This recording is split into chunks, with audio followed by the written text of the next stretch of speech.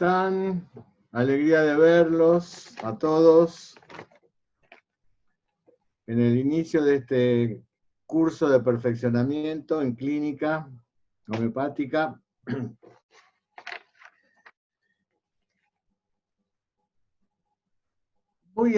Si me permiten ustedes, voy a hacer algunas reflexiones antes de empezar la charla, porque creo que es importante. Ustedes saben que yo tengo siempre un gran respeto por quienes se acercan a la homeopatía, ¿no? Sobre todo respeto por los que dudan, ¿no? Si van a saber, si no van a saber, si la homeopatía sirve, no sirve, etc. Y yo tuve esa suerte de nacer en el mundo de la homeopatía, ¿no? Es más, mi padre se hizo homeópata por mí, porque yo estaba enfermo, nadie me curaba y me curó un homeópata. Y entonces él dejó lo que él hacía, que era pediatría, sobre todo cirugía pediátrica, para hacer homeopatía. Entonces yo me crié en ese mundo, ¿no? Con él, viéndolo trabajar como trabajaba, estudiar como estudiaba.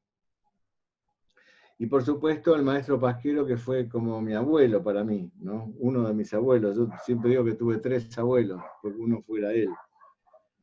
Que posteriormente no solo fue mi maestro de homeopatía, sino como de todos nosotros, sino también mi guía espiritual, ¿no? Hasta que falleció allá en el 86. Y tuve la suerte de vivir esa generación de maestros tan fuertes, tan sólidos, ¿no? Como Pasquero, Eugenio, como también lo eran Isayaga, Proceso Sánchez Ortega, Masi Lizalde. Como yo después me dediqué a la doctrina, tengo en el órgano firmado por Proceso, dedicado por Proceso, por Masi, por Pasquero. Y claro, en aquel tiempo había 3 cosas que a mí me preocupaban de alguna manera, ¿no? Una era ver que casi todas las prescripciones eran hechas de medicamentos policrestos. Y si bien eran estos los medicamentos más importantes, uno iba a la materia médica y veía que había cientos de remedios que no se daban nunca, prácticamente, que se daban parcialmente. Y cuando estudié más me di cuenta que había muchos remedios que tenían muchísimos síntomas. Y sobre todo sintomatología mental. Estos maestros que yo les dije le daban una gran prevalencia a la mentalidad. Pero lo que más me llamaba la atención era la poca coincidencia que había en la prescripción para un caso en particular. Yo decía en aquel tiempo, si hubiéramos puesto un paciente por delante a tomar la historia, todos esos grandes maestros hubieran tomado quizás síntomas diferentes. Se hubieran dado para el mismo paciente, en el mismo momento, una prescripción diferente. Y a mí me alarmaba eso, porque es que era como hacer como una especie de complejismo de los maestros, ¿no? A cada paciente darle en el mismo momento una medicación diferente.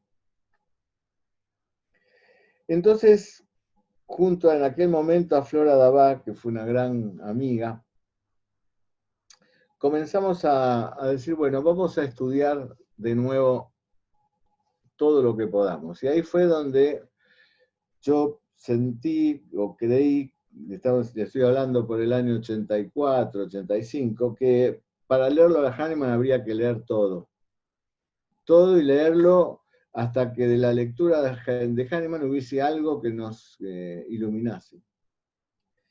Y en ese momento, leyendo todo, leí una traducción que había hecho el doctor José María Clapers, médico español que estuvo en Buenos Aires por aquellos años, de un opúsculo de Hahnemann publicado en 1813 que se llama El espíritu de la doctrina. Es un opúsculo muy lindo, un trabajo muy lindo en todos sus aspectos, pero lo que más me llamó la atención a mí fue sobre el final. En el final de ese opúsculo, que estaba dirigido evidentemente a algún grupo de médicos que estaba reunido en alguna parte, supongo yo en la escuela galénica, con la que él ya tenía cierto conflicto porque medio que los acusaba de no hacer la homeopatía que él decía que había que hacer, en ese dice, tomen un caso, desarróllenlo y estudienlo tal cual marca la doctrina que está en este libro, por el órgano. Háganlo lo suficientemente bien que yo no pueda decir nada, ni agregar nada. Y entonces elijan ese remedio coherente con la toma del caso y prescríbanselo al paciente. Y prescríbanselo de la manera que yo estoy indicando.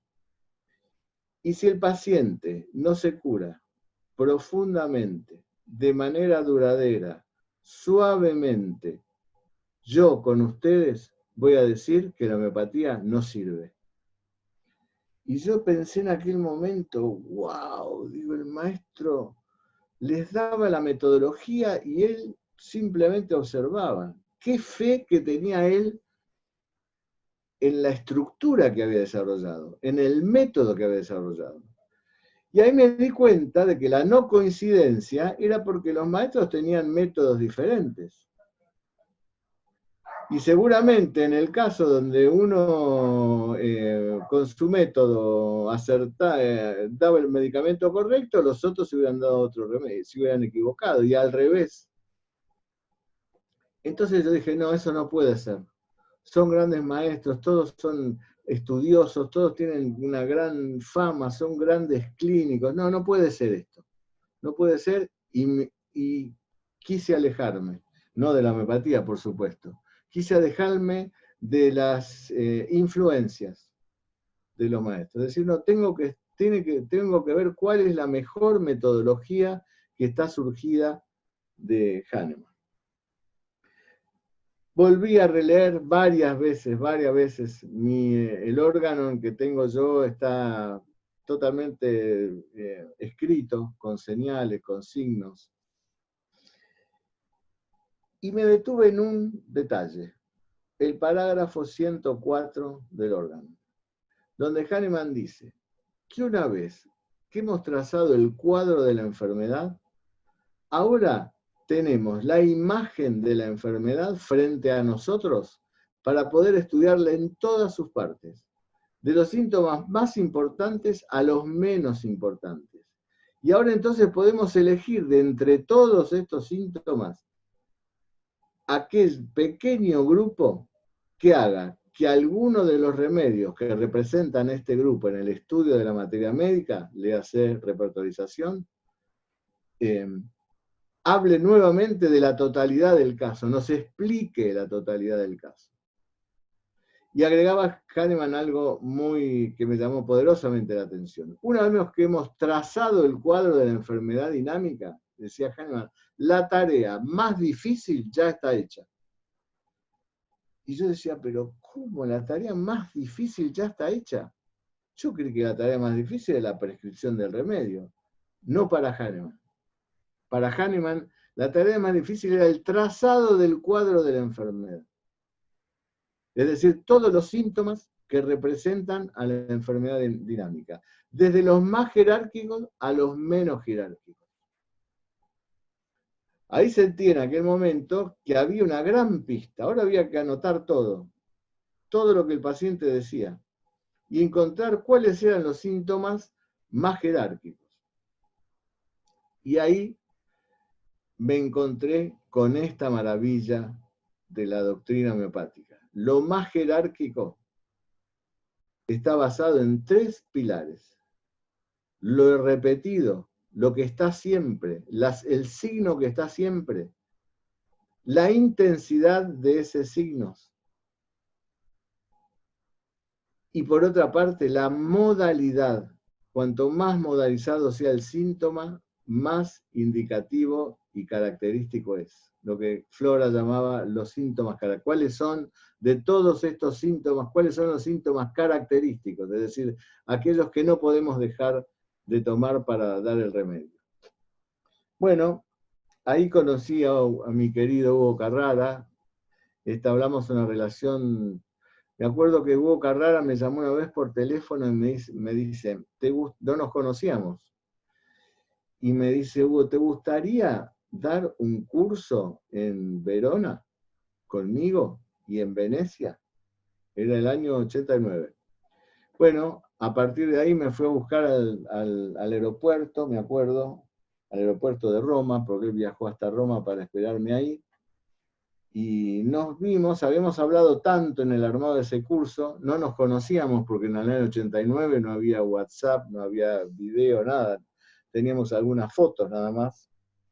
Nos dimos un gran abrazo, nunca me lo voy a olvidar, el mismo abrazo que nos dimos en el año 2007 o 2006, acá en Buenos Aires, cuando él se estaba partiendo a otra dimensión, ¿no? Nos dimos ese doble abrazo. Mi corazón está unido a él en esos dos abrazos que nos dimos al principio, cuando nos conocimos, y en la despedida de él. Nunca me voy a olvidar de eso, de Hugo, del gran Hugo Carrara, porque con él construimos esto que hemos llamado homeopatía pura. Homeopatía pura, ¿por qué?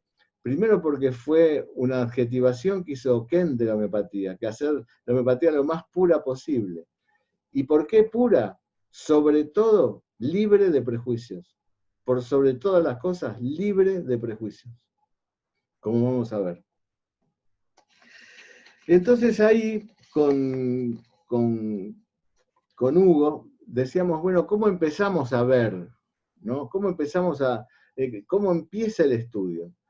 Entonces dijimos una cosa aparentemente muy sencilla, pero muy difícil de llevar a cabo. Bueno, vamos a ver historias clínicas de pacientes que se han curado con homeopatía.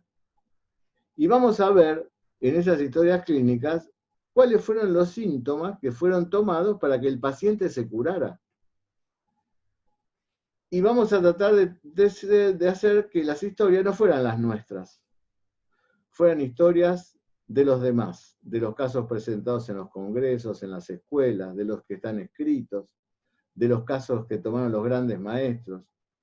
Bueno, yo recuerdo que en el 401 caso dijimos, bueno, ya está, con 400 tenemos que tener alguna pauta. No sabíamos nada de estadística. Con 100 ya hubiera sido suficiente. Pero bueno, 400 casos nos dividimos, lo pusimos a ver. ¿Y qué surgió con absoluta sorpresa? Que en las repertorizaciones, los síntomas que se tomaban, los que finalmente determinaban la prescripción en un porcentaje que excedía el 90%, eran los síntomas modalizados. El síntoma modalizado, si lo sacábamos de la repertorización, el medicamento indicado quedaba diluido en toda una serie de remedios y es más, muchas veces no salía en la repertorización.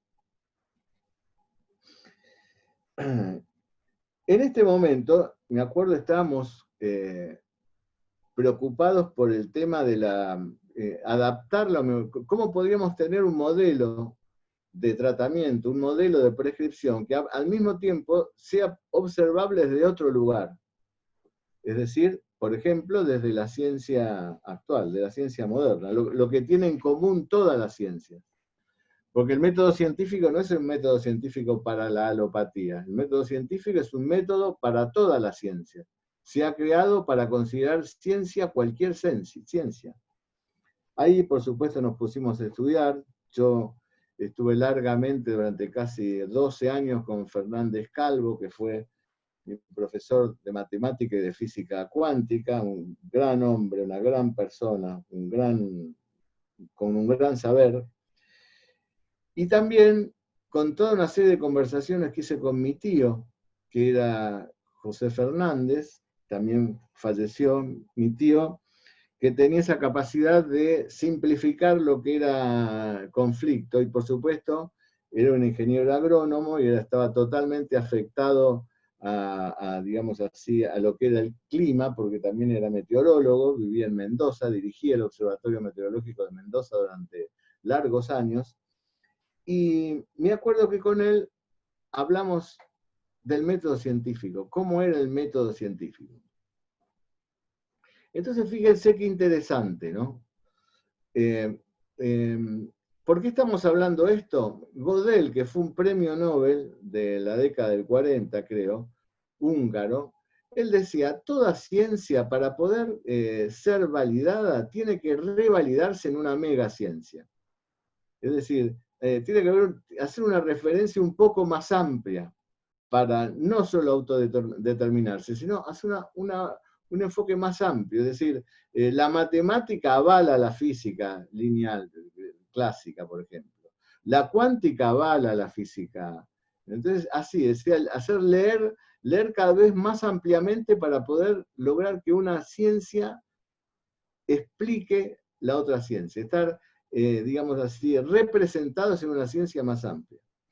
Entonces, el método científico son 4 pasos: la observación, el análisis, el pronóstico y la modificación artificial. Son 4 pasos que todo el método científico del CIMELA, que es el que rige todo esto,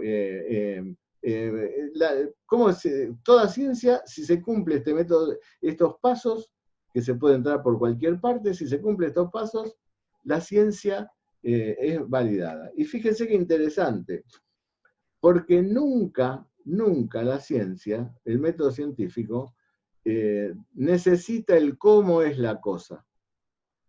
No, el método científico se basa en hechos.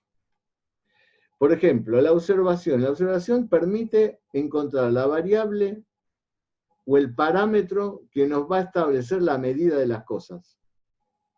Para nosotros son los síntomas en homeopatía. El síntoma homeopático es nuestra variable. Porque esa medida es con la que vamos a poder hacer un análisis para establecer una hipótesis, luego una teoría, y posteriormente, para que esto sea así, en función de esa hipótesis, de esa teoría, deberíamos hacer un pronóstico. En nuestro caso sería qué va a pasar con el paciente. Nuestra medida la tenemos, son los síntomas, como eso establecemos, Hahnemann estableció la ley de similitud. La ley de similitud, en base a esa totalidad sintomática, dice que cuando nosotros medicamos a un paciente, el paciente se cura de delante hacia atrás, de lo más profundo a lo más superficial, de los órganos más importantes a los menos importantes, con la reaparición de las enfermedades en el orden inverso de su aparición histórica, y con los síntomas de esa enfermedad en el mismo orden. La famosa ley de orden de Hering. Fíjense que Hering le puso ley de orden, del orden cómo se realiza la curación homeopática. Ahora, establecido eso, para que seamos ciencia, tenemos que tener un pronóstico. Por ejemplo, nosotros sabemos que los pacientes algunos se agravan. Bueno, lo tendríamos que saber antes. Que algunos se agravan bastante, bueno, lo tendríamos que saber antes. Otros van a tener una mejoría rápida, bueno, lo tendríamos que saber antes. Otros seguramente van a aparecer determinada sintomatología, bueno, lo teníamos que saber antes. Todo esto forma parte de la validez científica de la homeopatía. Quiere decir que toda metodología que nosotros hagamos tiene que tener en cuenta el parámetro científico, los síntomas, la teoría que analice este parámetro científico y el pronóstico, qué va a pasar con el paciente. Y eso estuvimos con Hugo, y me acuerdo que también con Eugenio, muchas noches. Me acuerdo con Eugenio, estuvimos en un veraneo juntos, un mes, todas las noches hablando de este tema, de lo que después sería lo que llamamos diagnóstico de nivel energético. Entonces, los martes que vamos a estar en este seminario, en este curso de perfeccionamiento, vamos a hablar de todas estas cosas. Es decir, cómo tomar el caso, cómo hacer el trazado de la enfermedad, cómo hacer una repertorización que sea inteligente con los síntomas que tomamos, ¿Cómo hacer una repregunta al paciente después de haber hecho ese diagnóstico? ¿Cómo establecer el nivel energético para que nos diga si el paciente se va a recuperar rápido, lentamente, si tiene que tener mejorías largas, mejorías cortas, si se va a agravar o no agravar? Si sabiendo que el paciente se puede agravar, ¿cómo podemos minimizar esa posibilidad de agravación? Porque Hahnemann lo quiso hacer eso desde el primer tiempo, por eso digamos así, ideó las dosis 50 minesimales. Bueno, todo eso en un método. ¿Cómo darle a qué paciente le tenemos que dar una medicación plus? ¿A quién otros dosis única? Los que manejan o manejamos las centesimales. ¿Cómo puede ser que universalicemos todas? Somos una medicina que, digamos así, hace el culto a la individualidad y resulta que cuando llega el momento de prescribir los medicamentos, a todos le damos diluido, a todos le damos dosis única? No, ¿cómo puede ser eso? No.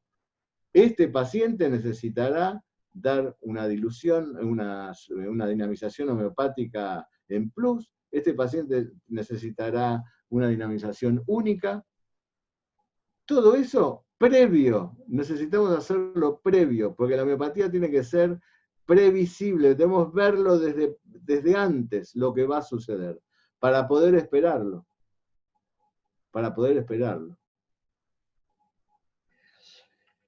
Cuando descubrimos las modalidades con Hugo, gritamos eureka, digamos así. Al poco tiempo yo iba a dar el segundo curso ahí en Venecia, así que estuvimos conviviendo. Cada tanto hacíamos eso con Hugo, convivíamos los dos, y en ese aspecto éramos como una usina de ideas que surgían, ¿no? De ideas y de maravillosas. Pero en aquel momento nos apasionamos de las modalidades y empezamos a ver, bueno, ¿quiénes otros han estudiado las modalidades? Y bueno, por supuesto, el que surgió fue Bonninghausen, Clemens Bonninghausen, que fue contemporáneo de Hahnemann, familiar de Hahnemann, que realmente este hombre le dio a la homeopatía un salto cuántico, porque fue el que más observación puso en las modalidades. Las modalidades como las llaves para entrar al descubrir en la materia médica qué remedio le podemos dar al paciente.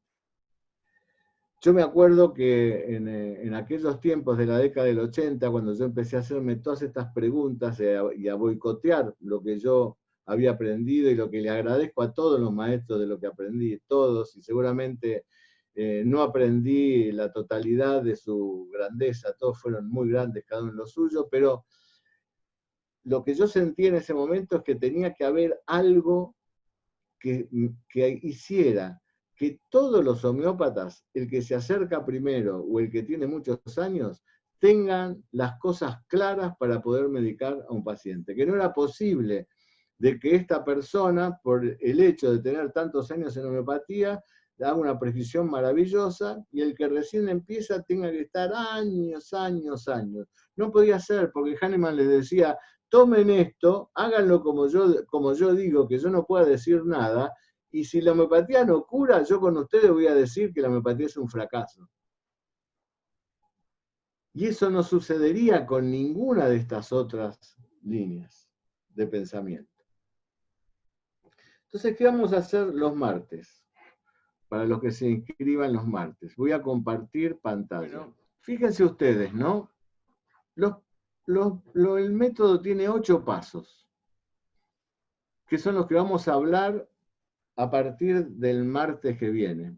Por supuesto, el curso está armado de una sola forma. Va a haber una clase que van a recibir ustedes, que es la clase que yo grabé hace 15 años, junto con 2 grandes amigos, como son la doctora Alberta Cumaldi y el doctor Horacio Monsalvo, que fueron los colaboradores míos en aquel momento, cuando grabamos las clases en un estudio de televisión para hacer el curso de perfeccionamiento de la Universidad Candegave. Y vamos a hablar de estos 8 pasos. Los días martes, como ustedes van a recibir el material a principio de semana, por ejemplo, mañana les van a mandar a ustedes el video, que dura más o menos 50 minutos, de lo que vamos a hablar el martes de la semana que viene. Y así vamos a estar 8 semanas seguidas. Lo que vamos a ver ahí los martes son, digamos así, la sinopsis de todo esto. Es decir, vamos a ver también historias clínicas, les voy a pasar algunos cuadros, porque estas clases que ustedes reciben, que están muy bien grabadas, etcétera, etcétera, pero bueno, son de hace 15 años, y ahora hay algunas otras agregados muy importantes, de los cuales algunos vamos a ver. La anamnesis en homeopatía tiene reglas. No es solamente cómo escuchar, sino también cómo interrogar al paciente. Y les digo más, lo que no le debemos nunca decir al paciente. Porque al paciente, lamentablemente, nosotros con nuestro diálogo o con nuestras preguntas, también podemos interferirlo y podemos guiarle hacia un camino que no tiene nada que ver con su enfermedad. Yo siempre digo que los homeópatas no somos psicólogos, no tenemos ese saber del psicólogo. Sí sabemos que la primera manifestación de la desarmonía de la energía vital es en la mente. La primera aparición de la sintomatología de la desarmonía vital es en la mente. ¿Por qué? Porque lo mental tiene, desde el punto de vista cuántico, el menor flujo de densidad de energía. Por eso que representa primero todo lo que le pasa al cuerpo. Lo que se desarmoniza es la energía vital, y la mente es capaz de captar primero esa desarmonía. Por eso que esa primera aparición de lo mental tiene que ver con la capacidad que podemos tener nosotros de captar ahí el inicio de algo que se va a manifestar en el resto del cuerpo, del organismo. O sea, la mente es una cuestión de tiempo, ¿no? Por eso nos da cierta jerarquía, pero no con el sentido psicosomatista que puede tener alguna línea de pensamiento respecto de la salud humana. ¿No es cierto? Nosotros no somos ni psicosomatistas ni somos psicólogos. Así que nosotros podemos atender al conflicto de una persona y ver cómo ha sido su respuesta a ese conflicto, pero no a interpretar ese conflicto. No es un terreno nuestro, no es nuestro campo de validez. Nuestro paciente se puede ir muy agradado de la conversación que tuvo con nosotros, pero después, si el medicamento no funciona, nos va a dejar.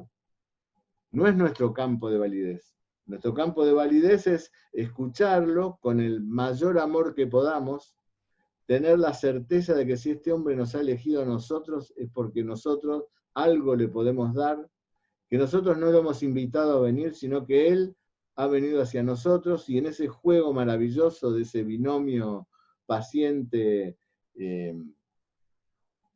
médico-paciente, quizás a uno se le ocurra, a uno como médico, hacerle la pregunta que el paciente no quiso o no puede hacerse. Pero hasta ahí llegamos, hasta ahí. El resto es observación inclusive en la curación, observación de cómo el paciente, en este aspecto que estamos hablando en la curación, se encamina hacia sus altos fines, como decía Hahnemann. Pero no interpretarlo al paciente. Así que en la anamnesis y el interrogatorio tiene esta consigna que es libre de prejuicios. Libre de prejuicios. Y por otra parte, así como tenemos estas cuestiones donde lo tenemos que entender al paciente y comprender cuáles han sido la sintomatología que surge en la mente de la enfermedad global, de la misma manera tenemos una parte del interrogatorio que es un interrogatorio sistemático, porque nosotros tenemos que tener algo que nos permita que nuestra guía de nuestro pensamiento sea una cierta estructura. Entonces ahí vamos a ver cómo vamos a digamos así, a interrogar sobre las modalidades. Vamos a hacer seguramente ejercicios cuando en las clases de los martes. Vamos a ver un montón a ver si les muestro.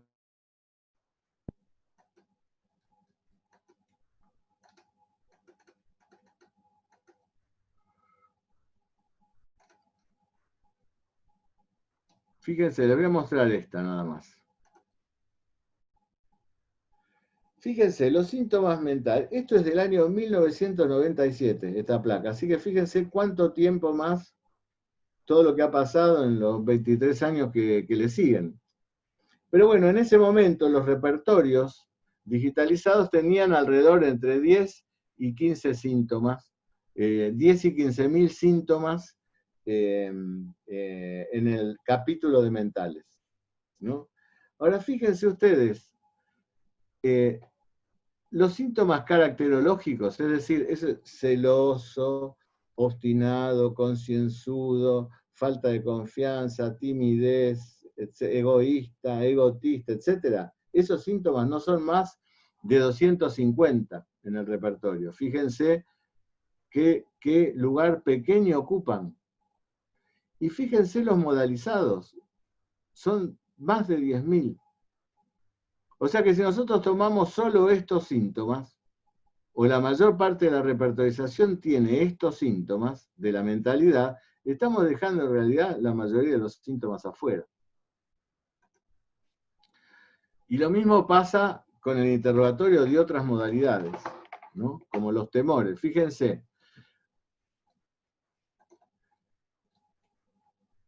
si la persona tiene miedo, preguntarle a qué le tiene miedo o de qué tiene miedo ocupa prácticamente la totalidad de las modalidades del psiquismo del temor. No tienen tanto que ver estas otras preguntas, cómo, dónde, cuándo, acompañado de qué, relacionado con qué. No, generalmente si nosotros a este paciente que tiene miedo le decimos a qué tiene miedo o de qué tiene miedo, vamos a estar tratando de encontrar modalidades que tienen que ver con un porcentaje de los síntomas mayoritario. Para eso vamos a usar este tipo de planillas. Con este tipo de abreviaciones en el interrogatorio, que son las que hacía Clemens Bonihausen. Piensen ustedes que Clemens era un médico, no era médico, perdón, después tuvo una especie de especialidad en medicina, pero sobre todo era masón. Entonces, estas preguntas, estas abreviaciones son las que hacían los masones en la época de Bonihausen y lo mismo que de Hahnemann para descubrir las verdades, ¿no? Así que fíjense, si nosotros decimos que el paciente es irritable y fue toda la vida irritable, y lo tenemos como una realidad absoluta, tenemos que hacerle estas preguntas, que es la modalidad de su irritabilidad, qué lo irrita, con qué, con quién, por quién, dónde, cómo, cuándo, qué empeora o qué mejora la irritabilidad. Porque si solo le preguntamos por qué se irrita, fíjense, estamos dejando de lado un montón de otras cosas, que son los síntomas, de esos 10.000 que había en el 97 en el repertorio de mentales. Bueno, así vamos a establecer lo que se llama el trazado del cuadro de la enfermedad dinámica.